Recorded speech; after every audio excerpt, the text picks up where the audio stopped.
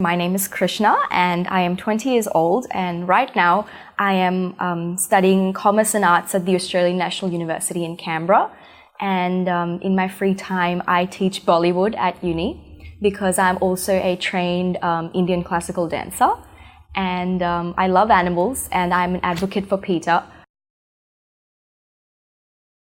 The ethos of Miss Grand Australia, in the sense that it's all about stopping the war and promoting peace. My initial attraction comes from the fact that I actually love children.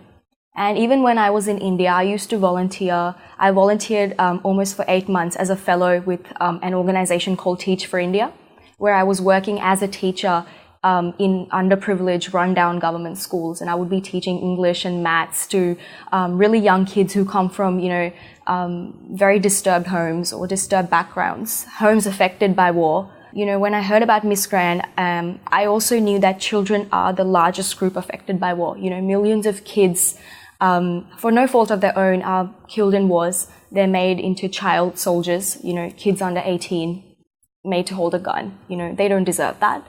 And I think more than anything, if I can win this and use that to create a better life for children by spreading the word of stopping wars and creating peace, then I would be really privileged.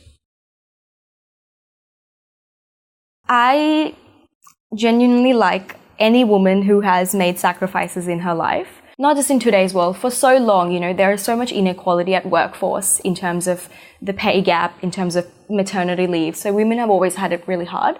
I've always admired Princess Diana, the late Princess Diana. I thought the way she carried herself was with so much grace. And, she was known as the, Princess of Hearts.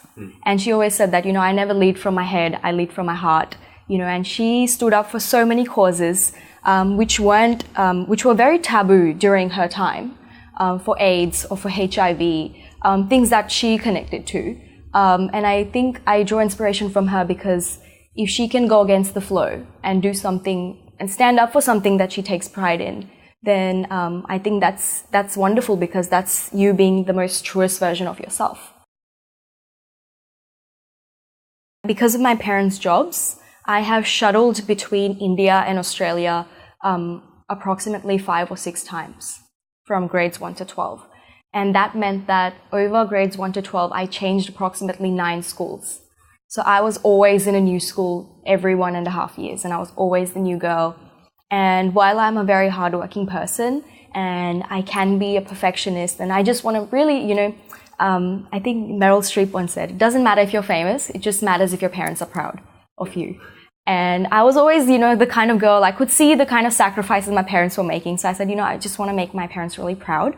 But I think sometimes when you're constantly changing schools and you're always thrown into these completely new circumstances around people that you may not necessarily know, things in life may not always work out exactly the way you want them to. But it's so important to not beat yourself up over it. Eventually, in the long run, you realize that, God had a plan all along and things happened the way they did to prepare you for something bigger. So I think it's been tough accepting that. Because there are days I'm like, oh my God, why is this happening? And things can be very frustrating for me. But then it's important to reflect and know that it's all for the higher purpose.